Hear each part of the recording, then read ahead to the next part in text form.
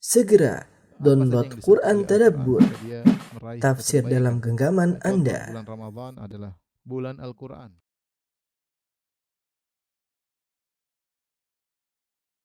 Bismillahirrahmanirrahim. Assalamualaikum warahmatullahi wabarakatuh.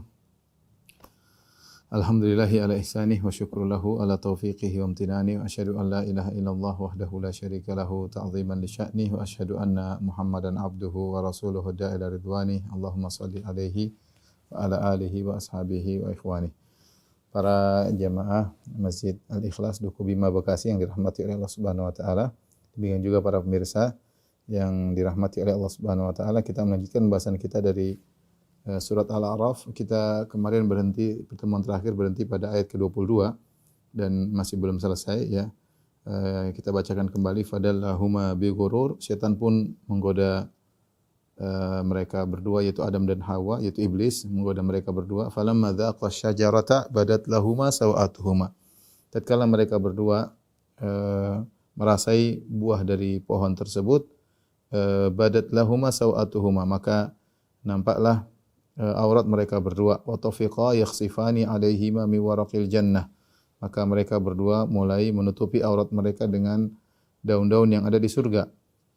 Wa nadahuma rabbuhuma alam anhakuma, maka akhirnya Allah Subhanahu wa taala memanggil mereka berdua, alam anhakuma antilkuma syajarah, bukankah aku telah melarang kalian berdua dari pohon tersebut? Wa aqul lakuma innasyaitana lakuma aduwwum mubin, dan aku telah menyampaikan kepada kalian berdua bahwasanya setan adalah musuh yang nyata bagi kalian berdua.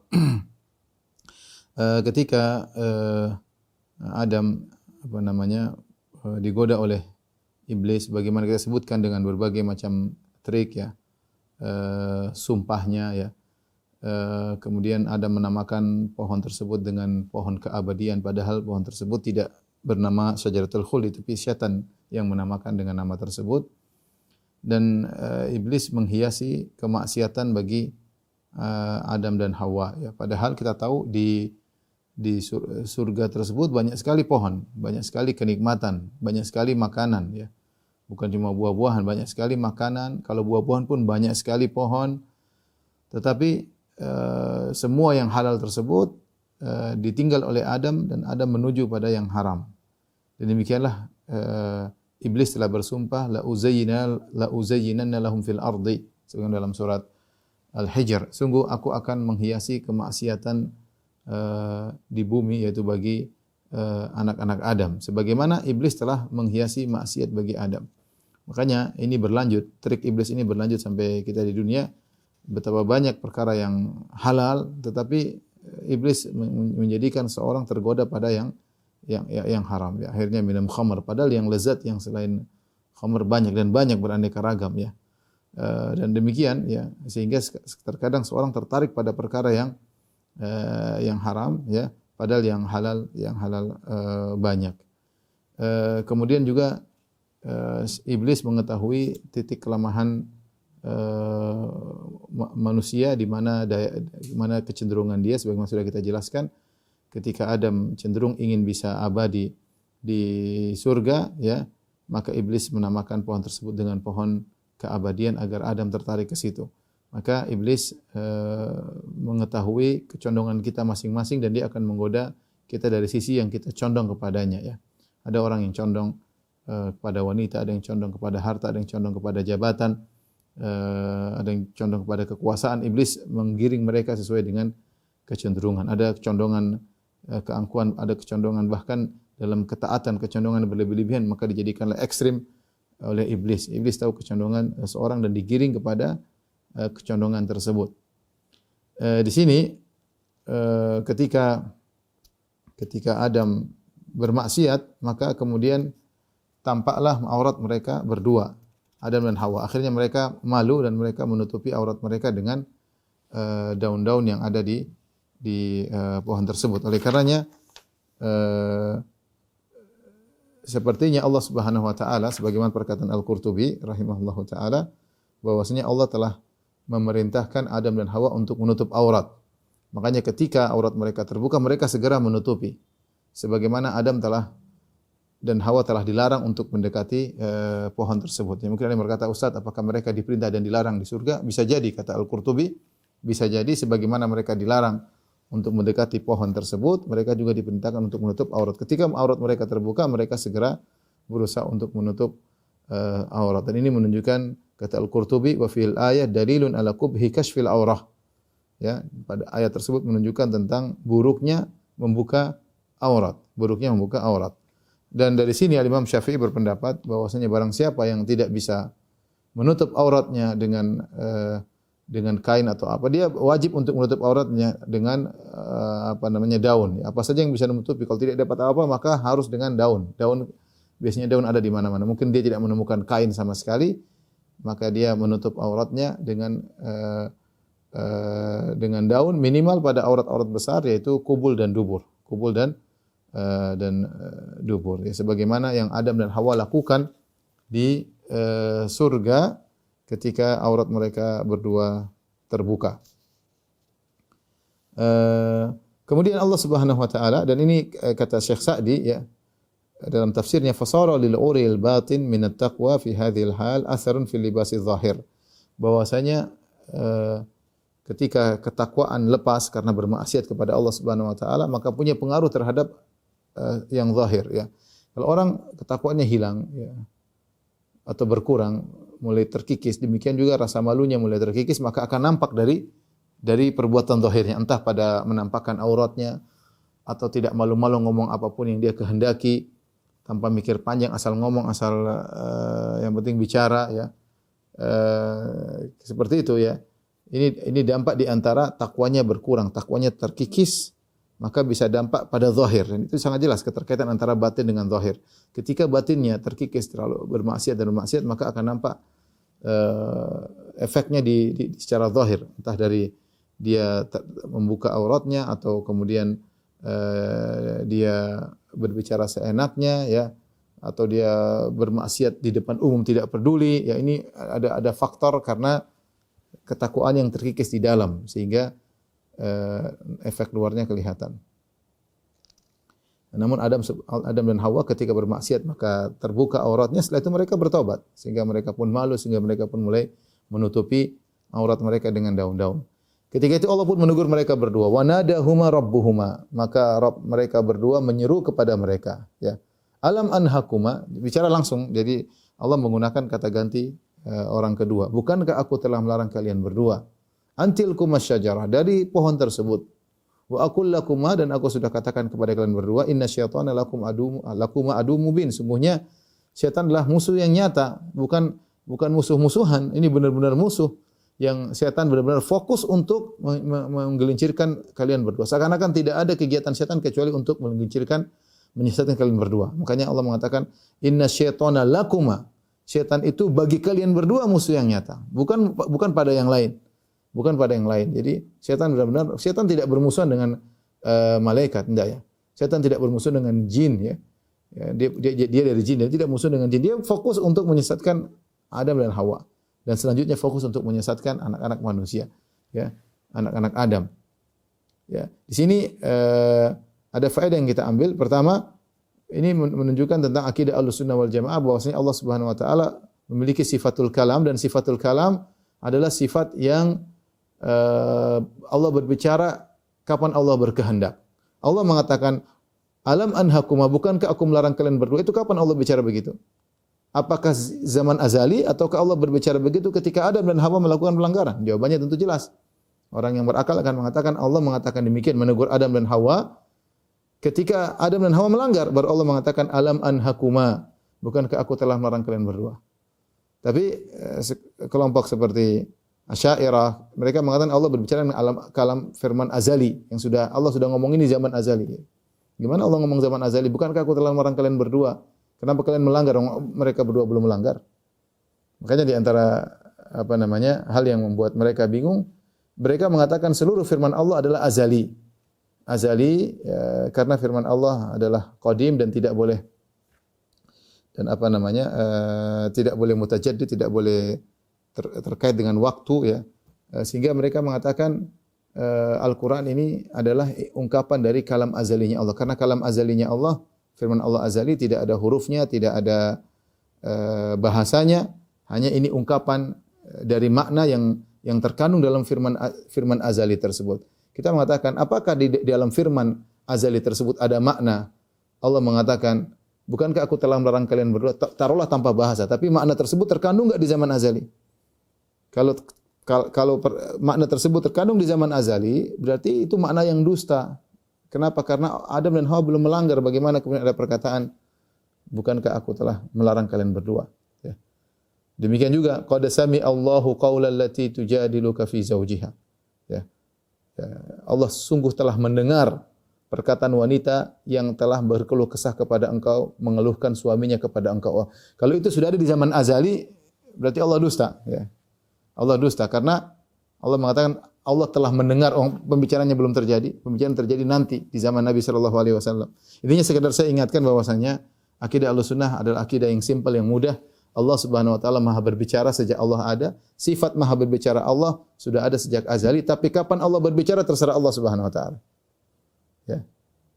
Terserah Allah. Sebagaimana Allah Maha berbuat, tapi kapan Allah berbuat terserah Allah. Allah mau ini, Allah mau anu, itu kapan terserah Allah. Mereka enggak bisa logikan ini. Kata mereka semua Allah statis sejak zaman azali, tidak pernah mengalami perubahan. Kapan Allah mengalami perubahan berarti Allah seperti makhluk. Ini logika mereka. Ini sudah kita bahas banyak dalam masalah akidah, dan itu pengaruh Aristoteles dan pengaruh Plato dan Platonis. Itulah pemahaman yang diadopsi oleh sebagian firqah-firqah dalam Islam.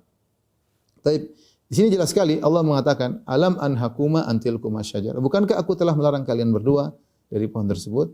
Allah tegur, wa aqul lakuma, bukankah aku telah berkata kepada kalian berdua bahwasanya syaitan adalah musuh nyata bagi kalian berdua. Di sini juga ada pembahasan dibahas oleh Ibnu Athiyah dalam kitabnya Al-Muharrar Al-Wajiz. Zahirnya Allah berbicara langsung dengan Adam dan Hawa.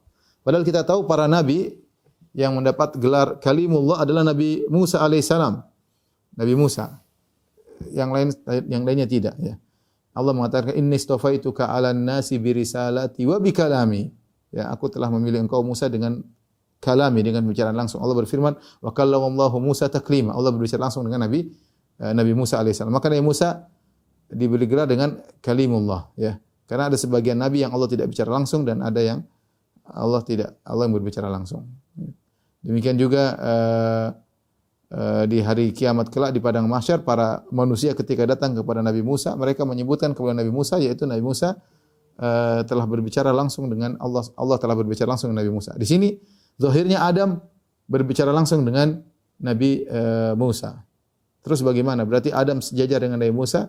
Maka dijelaskan oleh Ibnu Athiyah Al-Andalusi dalam kitabnya Al-Muharrar Al-Wajiz. Ini berkaitan di surga. Adapun Nabi Musa dan nabi-nabi yang lainnya min sukani al-ard, yaitu penduduk bumi. Jadi Musa menjadi spesial dibandingkan dengan nabi-nabi yang lain karena Allah berbicara langsung kepada Nabi Musa, sementara kondisi Musa alaihissalam di bumi. Adapun Adam di surga, jadi berbeda kondisinya. Adam Allah berbicara langsung tapi kondisinya di surga. Adapun Musa tetap dia menjadi spesial karena dia satu-satunya nabi yang terpilih untuk Allah ajak bicara langsung. Allah alam bisawab. Taib, kemudian akhirnya mereka berdua, Adam dan Hawa nenek moyang kita, ya, bertobat. Qala Rabbana zalamna anfusana. Mereka berdua berkata, Rabbana zalamna anfusana. Ya Rabb kami, sungguhnya kami telah menzalimi diri-diri kami. Wa illam taghfir lana wa tarhamna, kalau engkau tidak mengampuni kami dan memberi rahmat kepada kami, lanakunanna minal khasirin, sungguh kami termasuk orang-orang yang merugi. Inilah Adam alaihissalam ketika dia melakukan kesalahan, dia langsung bertobat kepada Allah Subhanahu wa taala. Dan ini dalil bahwasanya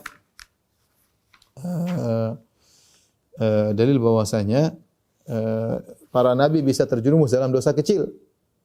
Para nabi bisa terjerumus dalam dosa kecil. Para ulama ijma sepakat bahwasanya para nabi tidak mungkin terjerumus dalam dosa besar, ini yang pertama. Kemudian tidak mungkin terjerumus dalam perbuatan yang fahisyah, dosa-dosa yang memalukan seperti mencuri, kemudian yang begitu-begitu, yang artinya yang fitrah menolak ya. Ya, fitrah menolak yang memalukan ya. Tetapi mereka mungkin terjerumus dalam dosa-dosa kecil yang selain itu ya. Contohnya Nabi Adam pernah melakukan dosa, Nabi Musa alaihissalam pernah tidak sengaja membunuh orang, dia tidak bermaksud membunuh tapi tahu kemudian meninggal, ya itu juga dosa kecil ya. Kemudian seperti Nabi Lut pernah mohon ampunan untuk anaknya, ditegur oleh Allah Subhanahu wa taala. Nabi Daud pernah salah berhukum ya. Jadi mereka nabi-nabi ini pernah terjatuh dalam kesalahan ya. Nabi Muhammad SAW juga pernah terjatuh dalam kesalahan, ditegur Allah dalam beberapa kali ya. Ini menunjukkan para nabi mereka maksum dari sisi dua hal. Pertama, maksum dari hal penyampaian risalah, enggak mungkin wahyu yang disampaikan oleh para nabi keliru, itu mustahil.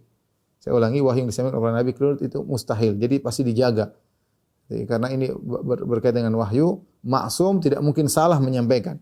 Ini pertama. Yang kedua, mereka maksum dari dosa besar ataupun dari dosa-dosa yang memalukan, tapi mereka tidak maksum dari dosa kecil. Dosa kecil mereka mungkin untuk melakukannya dengan hikmah dari Allah agar mereka menjadi lebih tinggi. Mereka menjadi lebih tinggi dengan terjerumus dalam dosa-dosa kecil tersebut. Ini jelas oleh Ibnu Taimiyah rahimahullahu taala. Kenapa? Karena Allah dengan hikmahnya ingin menjadikan mereka lebih tinggi, karena ketika mereka terjerumus dalam dosa, mereka akan bertobat. Dan dalam tobat tersebut ada ibadah-ibadah luar biasa yang tidak mungkin dilakukan oleh orang yang tidak pernah berdosa. Seperti hati yang hancur, perendahan jiwa yang di luar biasa ya, hilangnya ujub secara total karena orang melakukan dosa ya. Itu tidak mungkin dilakukan oleh orang yang tidak pernah berdosa. Bagaimana kehinaan diri di hadapan Allah Subhanahu wa taala ya. Makanya Allah, innallaha yuhibbut tawwabin. Allah mencintai orang-orang yang bertobat, dan Allah gembira dengan kembalinya mereka. Dilihat bagaimana para nabi begitu salah langsung bertobat, dan Allah gembira dengan hambanya yang kembali bertobat ya. Allahu asyaddu farahan bi taubati 'abdihi hina yatubu ilaihi. Allah lebih gembira dengan taubatnya seorang hamba kembali kepada Allah daripada gembiranya seorang yang bawa dalam hadis masyhur, membawa ontanya dengan ontanya dengan bekalnya di tengah padang pasir, tiba-tiba ontanya pergi, ucul, kabur, bekalnya juga dibawa sehingga akhirnya dia pun pasrah, merasa akan mati di tengah padang pasir, maka dia berbaring di sebuah pohon.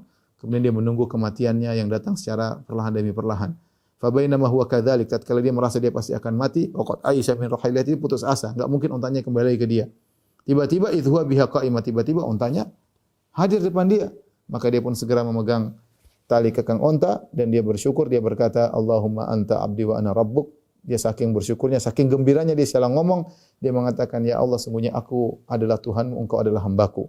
Engkau ya Allah adalah hambaku dan aku Tuhan. Salah ngomong. Kata Nabi, akhta'a min syiddatil farah. Dia salah ngomong karena saking gembiranya. Rupanya Allah lebih bergembira daripada gembiranya orang ini dengan seorang yang bertobat kepada Allah Subhanahu wa taala. Jadi yang jadi patokan bagi para nabi, yang menjadi patokan bagi para nabi adalah penghujung ya. Adalah penghujung, bukan permulaan. Bisa jadi permulaan mereka melakukan kesalahan dengan melakukan dosa, tapi di balik permulaan yang salah tersebut ternyata mengakibatkan penghujung yang sempurna, yaitu mereka meraih kecintaan Allah dengan bertobat, dan Allah gembira, senang dengan tobatnya mereka. Ini antara hikmah disebutkan oleh Ibnu Taimiyah kenapa para nabi terjerumus dalam dosa-dosa kecil, agar mereka juga bisa tahu apa itu namanya taubat ya. Dan itu sebab mereka dicintai oleh Allah Subhanahu wa taala. Kemudian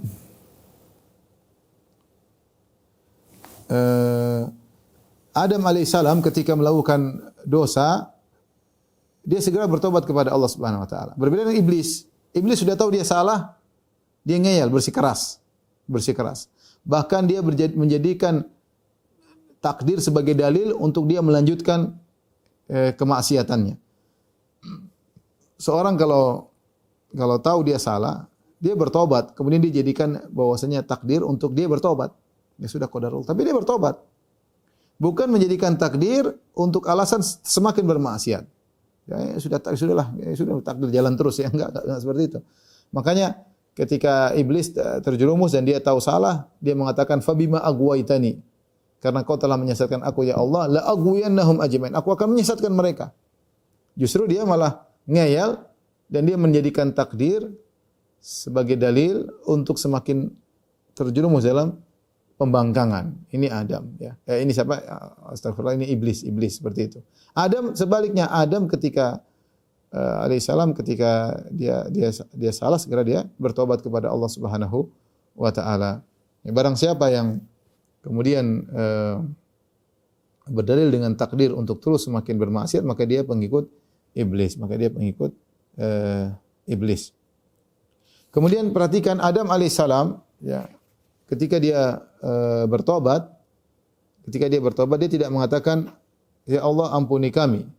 Ya, tetapi dia dalam bentuk pengkhabaran dia mengatakan Rabbana zalamna anfusana. Ya Rabb kami, sungguhnya kami telah menzalimi diri kami. Ya. Wa illam taghfir lana wa tarhamna, kalau engkau tidak mengampuni kami dan tidak merahmati kami, lanakunanna minal khasirin, maka kami termasuk orang-orang yang merugi. Adam tidak mengatakan ya Rabb kami, ampuni kami ya. Jadi seorang minta ampun dengan berbagai macam metode. Ada yang langsung, Allah maghfirli, ya Allah ampunilah aku. Ada yang dengan menghabarkan kondisinya seperti Nabi Yunus alaihissalam, la ilaha illa anta subhanaka inni kuntu minadh dhalimin. Aku termasuk orang yang zalim. Ya, maksudnya ampunilah aku. Sama seperti Adam dan Hawa menjelaskan tentang bagaimana ketakutan mereka kalau tidak diampuni. Kalau engkau tidak mengampuni kami, tidak merahmati kami, kami termasuk merugi. Tapi intinya mereka mengatakan ampunilah kami ya Allah. Tapi ungkapan untuk minta ampun bisa bermacam-macam.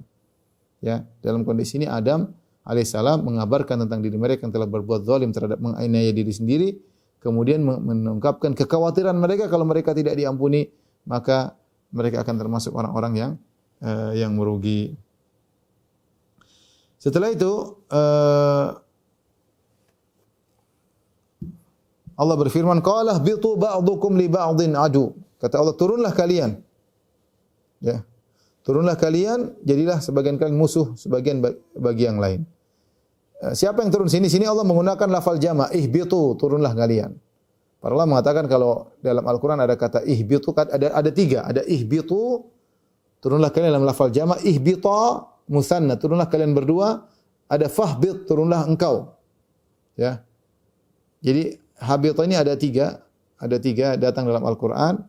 Adapun fahbit minha, maka ini untuk iblis. Fahbit minha fama yakunu laka an tatakabbaru fiha. Ya, turunlah engkau wahai iblis. Ketika Allah datang dalam kondisi mufrad, turunlah engkau, maka maksudnya adalah iblis. Kalau seandainya Allah mengatakan ihbitu dengan jamak, turunlah kalian, maka jelas maksudnya adalah Adam, Hawa dan iblis. Tiga-tiganya diturunkan ke bumi. Ya. Tiga-tiganya turun ke bumi. Adam, iblis dan Hawa. Kalau maksudnya ihbita, turunlah kalian berdua, maka ada dua tafsiran. Bisa jadi maksudnya adalah Adam dan Hawa. Bisa jadi maksudnya Adam dan iblis. Adam dan iblis karena Adam mewakili manusia, iblis mewakili jin, dan mereka adalah abawa as-saqalain. Adalah nenek moyang dari dua makhluk. Ya. Ya, maka turunlah mereka berdua. Adapun Hawa ngikut kepada Adam, sehingga tidak perlu disebutkan secara khusus. Jadi terkadang datang dalam lafal jama' ihbitu, kalau ihbitu maksudnya Adam, Hawa dan iblis. Kalau ihbita, turunlah kalian berdua, maka bisa jadi maksudnya adalah Adam dan Hawa, atau bisa jadi maksudnya Adam dan iblis. Wallahu a'lam bishawab. Adapun di mana mereka turun, maka sebagian ahli tafsir menyebutkan mereka diturunkan di berbagai tempat. Ada yang mengatakan Adam diturunkan di India, Hawa diturunkan di Jeddah. Kemudian setelah itu Adam pun rindu kepada Hawa, ingin bertemu dengan Hawa di Mina. Ya tamannaha fi Mina ya. Kemudian akhirnya Adam mengetahui Hawa ketika di Arafah. Jadi Arafah ke kota bi Arafah. Setelah itu akhirnya mereka ketemu di Al-Jama'. Al-Jama' maksudnya Muzdalifah. Ini ada riwayat seperti jadi Adam di ahli tafsir, sebagian ahli tafsir mengatakan Adam turunkan di India, Hawa di Jeddah. Adam mencari Hawa, akhirnya ketemu. Adam ingat Hawa ketika di Mina ya. Kemudian setelah itu mendengar tentang Hawa atau mengenali hakikat Hawa di Arafah, ketemunya di Muzdalifah. Tapi ini semua tidak ada riwayatnya. Oleh karena Ibnu Katsir mengkritik. Ibnu Katsir mengatakan, adapun riwayat-riwayat yang menyebutkan tentang di mana lokasi Adam dan Hawa turun atau iblis, katanya iblis turun di Basrah, ada yang mengatakan iblis turun di Mesir. Yang penting bukan Indonesia. Intinya ini semua tidak ada riwayatnya. Ini semuanya Israiliyat kata Ibnu Katsir dan kritik oleh Ibnu Katsir, dan itu tidak penting untuk kita ketahui. Seandainya itu penting untuk diketahui, tentu Allah akan sebutkan dalam Al-Qur'anul Karim. Dan itu metode Ibnu Katsir. Dia tidak terlalu menyibukkan pada hal-hal yang kurang bermanfaat. Contoh seperti di mana Gua Al-Kahf yang didatangi oleh Ashabul Kahf, dia mengatakan tidak ada dalilnya. Ada yang bilang di sini, yang di sana, yang di sini. Ya, apalagi kemudian ribut tentang khilaf tentang masalah warna kulit anjing Ashabul Kahfi atau namanya siapa, tidak begitu penting, tidak ada faedah di balik itu.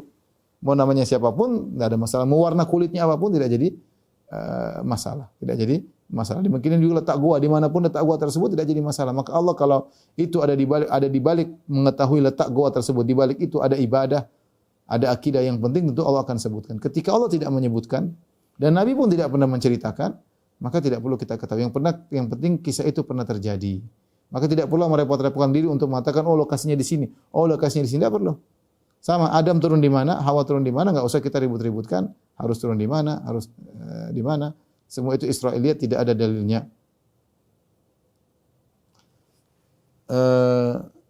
Ba'dhukum li ba'dhin adu, ya. Kata Allah Subhanahu wa taala, maka sebagian kalian akan menjadi musuh bagi sebagian yang lain, ya. Maksudnya Adam dan iblis saling menjadi musuh di antara mereka. Walakum fil ardi mustaqarrun. Kata Allah, dan kalian memiliki tempat kediaman, wa mata'un, dan kesenangan, ilahin, itu di bumi sampai waktu yang telah ditentukan. Kalian akan tinggal di bumi sampai waktu yang telah ditentukan. Qala fiha tahyauna, di bumilah kalian akan hidup. Wa fiha tamutun, dan di bumilah kalian akan meninggal. Wa minha tukhrajun, dan di bumilah kalian akan dibangkitkan. Di sini Allah mendahulukan penyebutan fiha, di bumilah kalian akan hidup, di bumilah kalian akan meninggal, di bumilah kalian akan dibangkitkan. Ayat ini ada yang mengatakan berkaitan dengan ketiganya, yaitu Adam, Hawa, dan iblis. Ada yang mengatakan berkaitan dengan anak turun mereka, ya. Bahwasanya Adam dan Hawa, demikian juga iblis, keturunan mereka akan tinggal di bumi dan tidak ada tempat lain. Tidak ada tempat lain. Makanya sebagian ulama ketika membahas tentang apakah mungkin seorang pergi ke luar angkasa, kemudian singgah di suatu planet atau di bulan, secara dalil tidak ada pelarangan dan tidak ada penetapan. Al-Quran tidak membahas hal tersebut, apakah bisa sampai ke Mars atau bisa sampai ke bulan atau bisa sampai ke Pluto atau bisa sampai ke matahari, ya. Yang panas seperti itu, ya. Tidak ada pembahasan, ya. Mungkin saja orang bisa sampai ke bulan, mungkin saja, dan mungkin sudah terjadi. Atau bisa sampai ke Mars, mungkin saja dengan kecanggihan teknologi. Tetapi untuk tinggal secara alami, secara alami, maka tidak ada kecuali di bumi. Di bumilah Allah menyiapkan segala prasarana. Allah siapkan gunungnya, Allah siapkan lautnya, Allah siapkan tumbuh-tumbuhannya, Allah siapkan oksigennya, Allah siapkan hewan-hewannya, Allah siapkan metal-metal, logam-logam, Allah siapkan semuanya, ya. Sehingga itulah yang layak untuk ditempati oleh manusia. Dan Allah tidak, makanya Allah mengatakan fiha tahyauna, di bumilah, seakan-akan yufidul hasar, kita tahu mendahulukan khabar, ya, fiha tahyauna, khabar syibhul jumlah, ya, fiha tahyauna, disitulah kalian hidup. Wa fiha tamutun, disitulah kalian meninggal. Wa minha tukhrajun, dari situ kalian akan dibangkitkan. Tidak dibangkitkan dari Mars, tidak dibangkitkan dari bumi, dari bulan, tapi dibangkitkan dari bumi. Wallahu a'lam bishawab. Ini pendapat yang kuat atau pembahasan yang tegas bahwasanya manusia tidak mungkin hidup di tempat lain kecuali atas bumi. Maksudnya hidup dengan normal. Hidup dengan normal. Bayangkan kalau mau tinggal, kita nggak tahu depan, tapi masih kita bicara sekarang, tinggal di bumi. Baju saja, baju antariksa untuk dipakai harganya berapa puluhan miliar kali. Itu baju, ya. Bagaimana mau tinggal normal di bulan? Belum lagi oksigennya seberapa. Intinya hanya bisa hidup normal di atas muka bumi. Kalau hanya sekedar sampai ke bulan, sampai ke Mars, mungkin saja. Tapi untuk jadikan tempat tinggal, maka yang ada cuma di bumi yang benar-benar Allah sebutkan, disitulah kalian hidup, disitulah kalian mati, disitu kalian akan dibangkitkan. Wa minha tukhrajun, dari situ kalian akan dibangkitkan. Tapi setelah itu Allah Subhanahu wa taala masuk pada ayat berikutnya, kata Allah Subhanahu wa taala, "Ya bani Adam, qad anzala 'alaikum libasan yuwari sawatikum wa risha." Wahai anak Adam, sungguhnya kami telah menurunkan kepada kalian pakaian untuk menutup aurat kalian. Libasa yuwari sawatikum wa risha. Wa risha dan risha ada yang mengatakan yang lebih dari sekadar pakaian primer, tapi pakaian untuk keindahan ya, dan perlengkapan ya. Makanya ada yang mengartikan amtiah dan asas, yaitu alat-alat ya. Ada yang mengatakan harta, ada yang mengatakan hewan-hewan. Intinya Allah sebutkan di antara kenikmatan Allah berikan pakaian yang merupakan darurat harus dipakai, dan risya tambahan daripada sekadar pakaian, yaitu sesuatu yang menambah keindahan. Ya. Walibasut taqwa dzalika khair, dan pakaian ketakwaan itu lebih baik.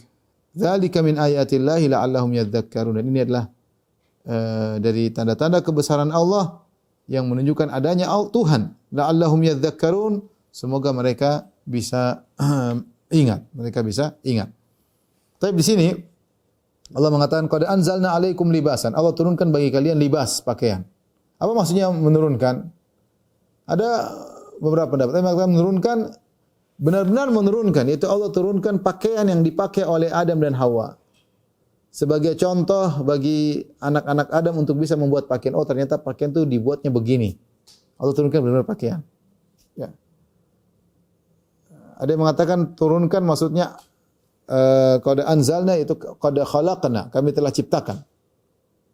Ada yang mengatakan anzalna maksudnya kami turunkan air, hujan, kami turunkan hujan, yang hujan tersebut menumbuhkan tumbuhan, yang dari tumbuh-tumbuhan tersebut baru bisa dijadikan pakaian.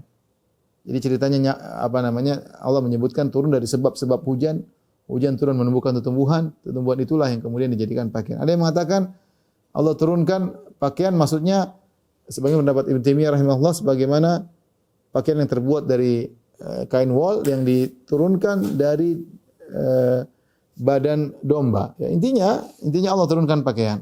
Ya, entah bagaimana caranya Allah bisa khilaf di kalangan para ahli tafsir. Tujuan pakaian tersebut yuwari sawatikum warisha, untuk menutup aurat kalian. Dan Allah bukan hanya menurunkan pakaian, tapi Allah menurunkan keindahan yang lain. Pakaian yang lain lebih indah. Kemudian perlengkapan bagi manusia untuk memenuhi kebutuhan kehidupan mereka. Ya. Di sini seakan-akan isyarat dari Allah untuk menyindir orang-orang musyrikin yang mereka ketika itu melakukan bid'ah dalam tawaf.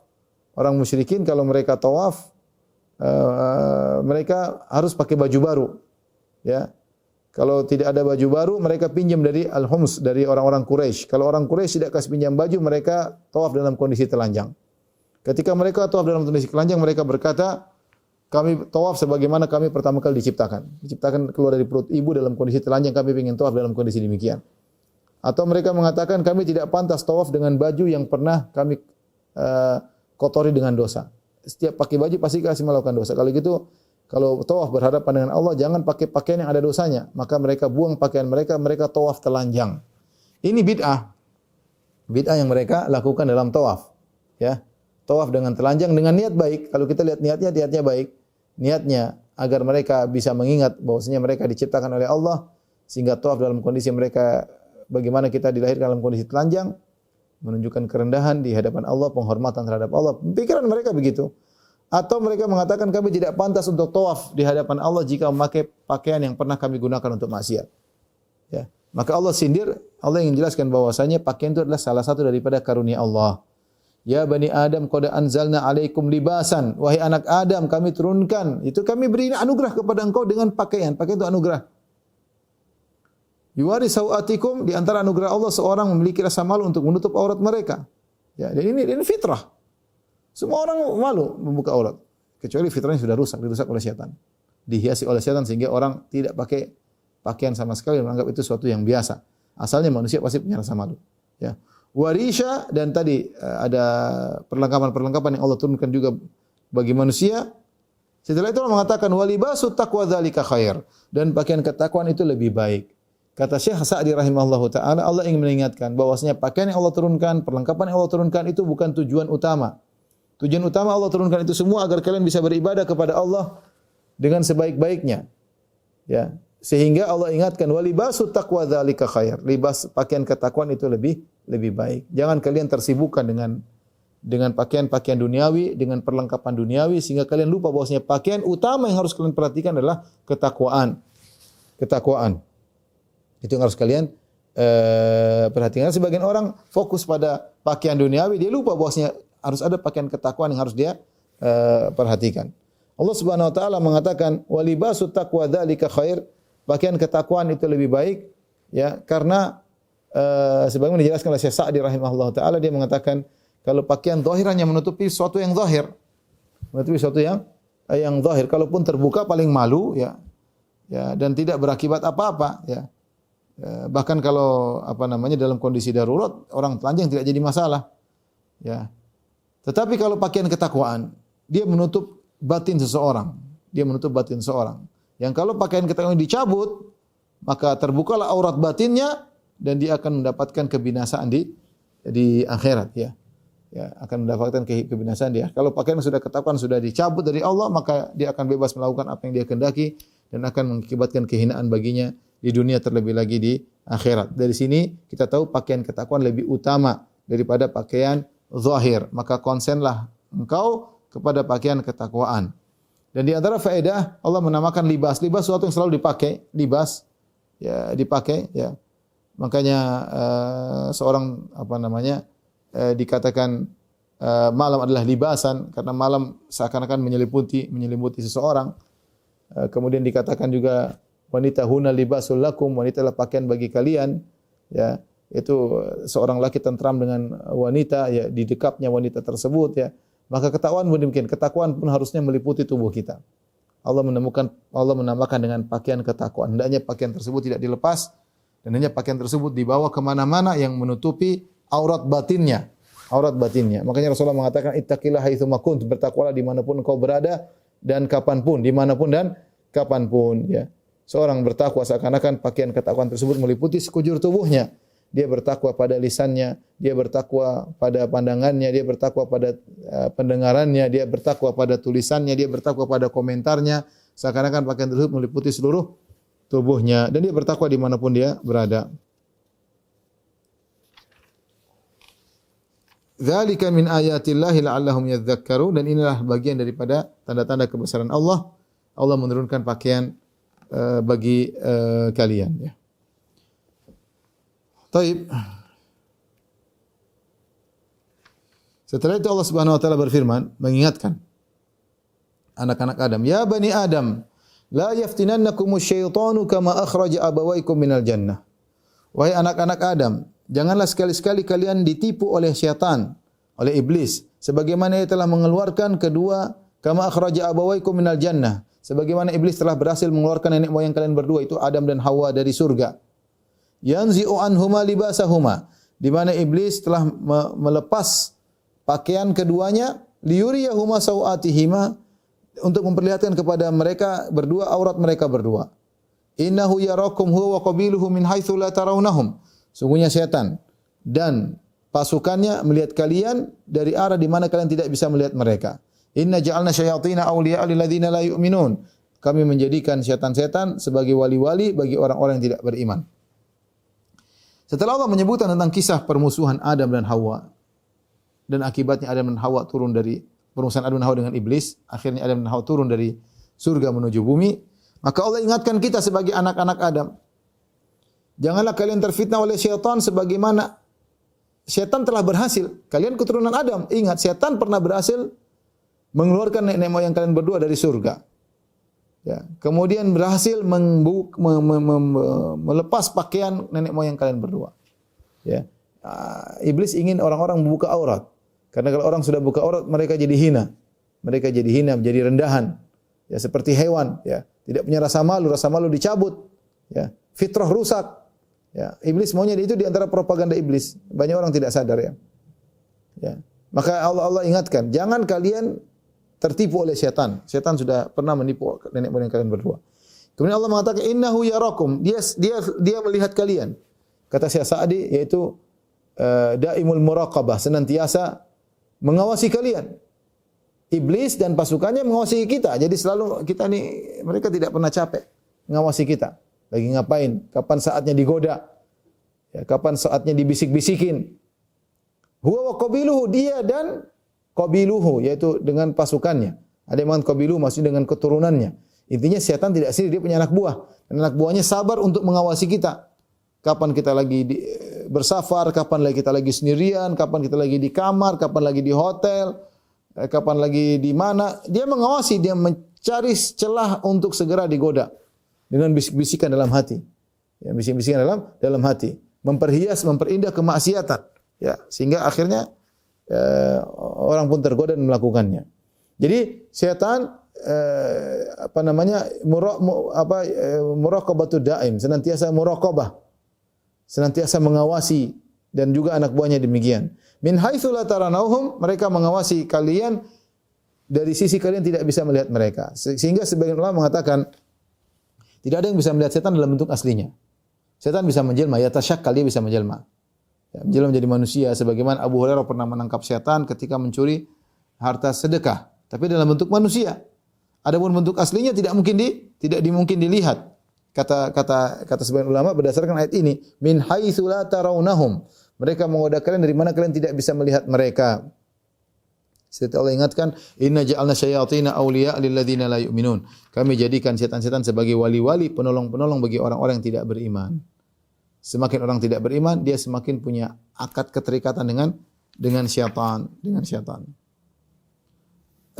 Huwa wa qabiluhu, ada dua pendapat. Sungguhnya setan senantiasa mengawasi kalian, setan dan qabiluhu, dan qabilnya. Apa maksudnya qabilnya? Ada yang mengatakan pasukannya, ada yang mengatakan keturunannya. Ya, dua pendapat. Kemudian Allah berfirman, wa idza fa'alu fahishatan qalu wajadna 'alaiha aba'ana. Jika mereka melakukan perbuatan keji, maksudnya orang musyrikin, mereka melakukan perbuatan keji. Dalam hal ini ditafsirkan oleh para ulama yaitu di tawaf telanjang. Perbuatan keji, fahisyah, perbuatan keji, fahisyah maksudnya perbuatan yang ditolak oleh fitrah. Perbuatan memalukan ditolak oleh fitrah.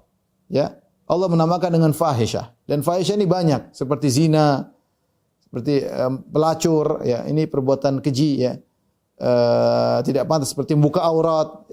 Fitrah menolak. Orang mencela, ini telanjang-telanjang ngapain? Memalukan. Makanya kalau fahisyah disebut dengan perbuatan yang fi muntahal qubah, yaitu memalukan, di ujung dari keburukan, buruk sekali. Seperti zina, tadi homo, kemudian seperti jadi pelacur, kemudian mencuri di antaranya, membuka aurat di antaranya, ya. Bahkan Allah menamakan pelit bagi orang yang berada itu perbuatan yang sangat buruk, ya. Ya. Ya, Allah Allah menamakan fahisyah, di antaranya pelit Allah menamakan dengan fahisyah, perbuatan yang buruk, ya.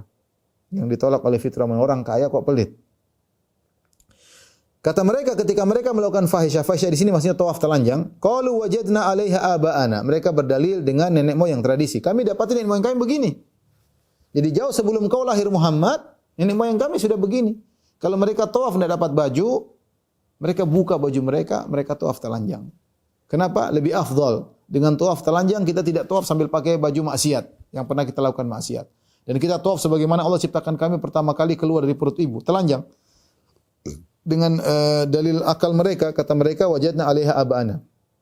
Kemudian mereka berbohong, kata mereka wallahu amarana biha. Selain itu Allah telah perintahkan kami untuk begini.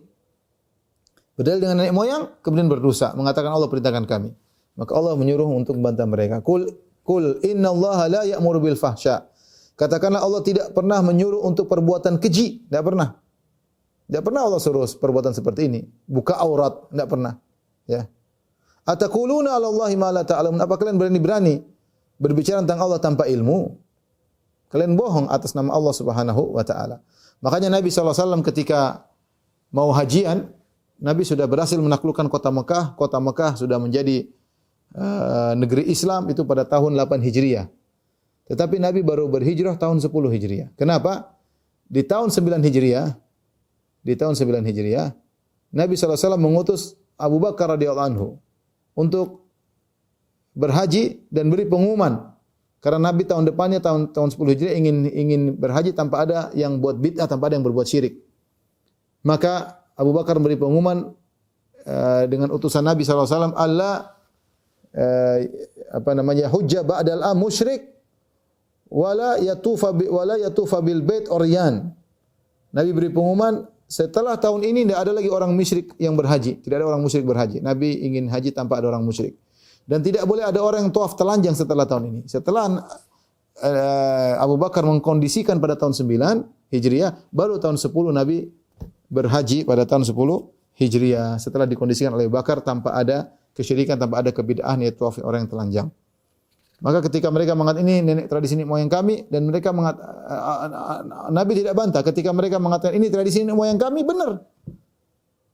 Allah tidak bantah. Tapi ketika mereka mengatakan wallahu amarana biha, Allah perintahkan kami, maka Allah bantah. Itu tidak benar. Qul innallaha la ya'muru bil fahsya. Katakan Allah tidak pernah memerintah pada perbuatan keji, buka aurat, apalagi dalam ibadah telanjang. Ataquluna lillahi ma la ta'lamun? Ya, tidakkah kalian berbicara tentang nama Allah tanpa ilmu? Kemudian Allah suruh bantah lagi, qul amara rabbi bil qisti. Katakanlah yang Allah perintahkan kepadaku adalah dengan keadilan, bil qisti. Tidak fahisyah, tidak ekstrim, tidak ifrat, tidak tafrid, ya, tapi tengah-tengah adil. Ya. Orang yang tawaf telanjang itu enggak beres, ya. Allah tidak mungkin perintahkan seperti itu.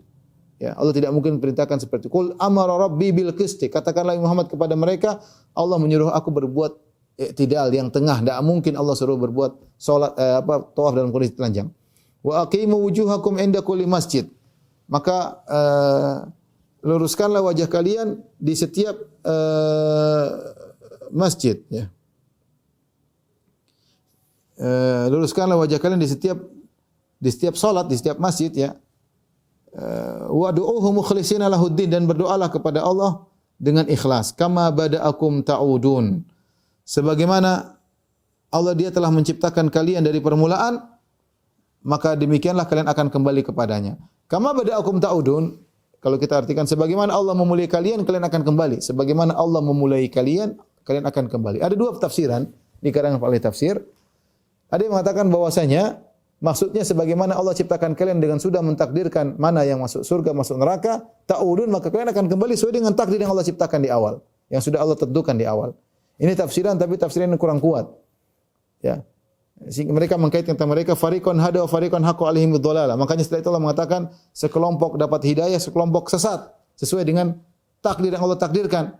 Ya, kama bada'akum, sebagaimana Allah awali permulaan dengan mentakdirkan kalian ketika menciptakan sudah ditakdirkan, ta'udun, kalian akan kembali sesuai dengan takdir tersebut, maka sebagian kelompok dapat hidayah, sebagian kelompok sesat. Ini pendapat pertama. Namun pendapat kurang kuat, pendapat yang lebih kuat, pendapat dipilih oleh Ibnu Jarir At-Tabari, bahwasanya yang dimaksud kama bada'akum ta'udun yaitu sebagaimana Allah ciptakan kalian, Allah akan bangkitkan kalian.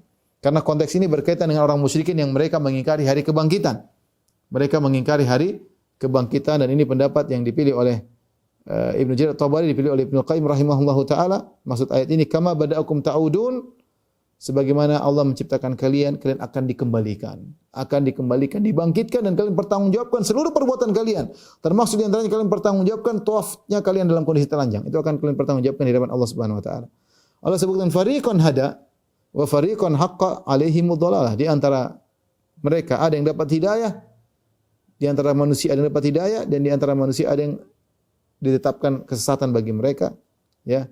Innahum ittakhadhu syayatin awliya'a min dunillah. Orang-orang yang ditetapkan sesat ini, mereka mengambil syaitan sebagai wali-wali mereka, sebagai penolong-penolong mereka selain Allah, wa yahsabuna annahum muhtadun, dan mereka menyangka bahwasanya mereka di atas petunjuk, ya.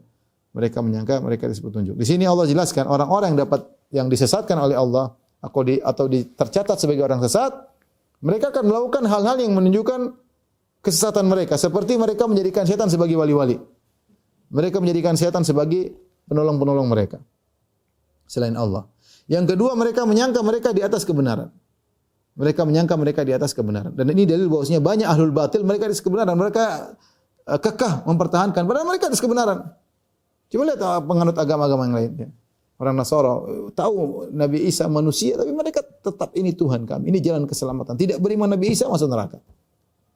Dan mereka kekeh mempertahankan. Dan mereka menyangka mereka atas kebenaran. Tapi apakah itu menjadi uzur bagi mereka? Tidak, bukan uzur. Yang penting sudah disampaikan mana kebenaran. Mereka tidak mau beriman. Meskipun mereka pede, mereka yang benar. Tidak uzur. Itu bukan uzur. Uzur itu kalau tidak sampai kebenaran kepada mereka.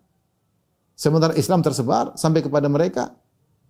Bahkan terjadi dialog, perdebatan. Ada Al-Quran dalam bahasa Indonesia, alhamdulillah. Di dalam berbagai macam bahasa, harusnya tidak ada uzur bagi mereka. Ya, karena mereka bisa mengerti tentang agama Islam yang simpel, sederhana, yang disembah hanyalah Tuhan pencipta alam semesta. Sederhana. Tuhan Maha Esa. Itu yang berhak disembah.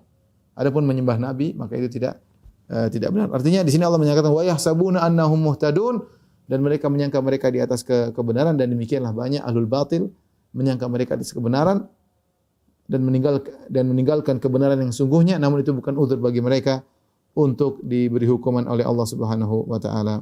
Wallahu alam bisawab.